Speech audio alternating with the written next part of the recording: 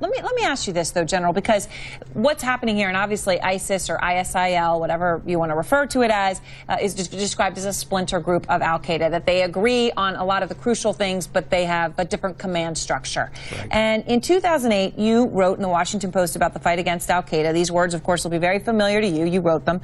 On balance, we're doing pretty well. Near strategic defeat of al-Qaeda in Iraq, significant setbacks for al-Qaeda globally, and here I'm going to use that word ideologically, as a lot of the Islamic world pushes back on their form of Islam. Right. Obviously, then, things changed dramatically. I mean, were you over-optimistic? What went so wrong? Well, what went wrong, and it's tied to the Arab awakening, or what we call the Arab Spring, that unleashed some forces that have long been latent in the Arab Islamic world. But fundamentally in Iraq, what happened was we took the training wheels off too early with the Maliki government. Look, even when we were contemplating the surge, we knew that Nouri al-Maliki was a thin reed on which to base a policy and politics of inclusion in Iraq. That's why we paid so much attention to it. That's why President Bush had video conferences with Maliki about every 2 weeks, doing a lot of coaching and mentoring. We stopped that in about '09. We kind of cut Maliki loose, and then Maliki cut us loose in 2011. And frankly, what's happened probably wasn't inevitable, Aaron, but it was certainly predictable.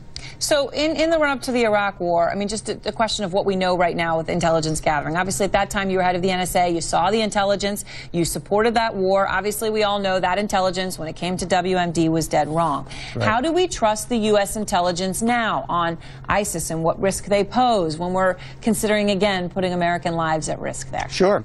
And I understand the question. But we gave it our best shot then. We got it wrong. And frankly, Aaron, I don't regret so much getting it wrong. I certainly regret that. I regret that we didn't communicate our ambiguity to policymakers. Policymakers came away from our dialogue with a much higher confidence level in our judgments than, frankly, was warranted. So this intelligence policy dialogue is something that happens every day.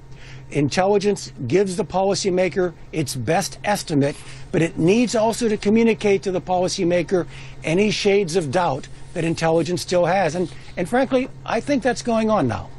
All right, General, thank you very much. Good to see you, as always. Good seeing you.